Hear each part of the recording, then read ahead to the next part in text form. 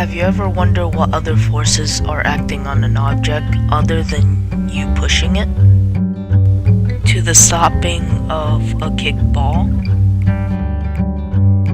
Well, other than the applied force, there's always friction. Friction is basically the force that opposes motion, like a speed bump to a car, caused by the microscopic ridges on object surfaces.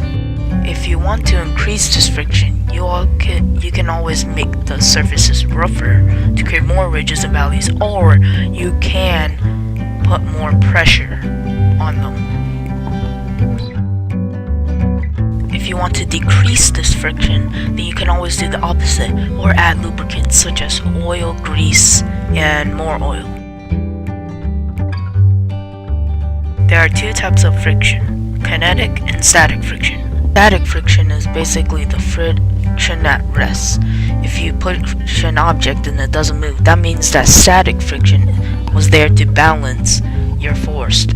Therefore, your force was not strong enough to overcome it. However, if your force was enough to overcome the static friction, therefore moving the object, then kinetic friction comes in and acts. Two types of friction. There are also two types of kinetic friction. There's rolling kinetic friction and sliding kinetic friction.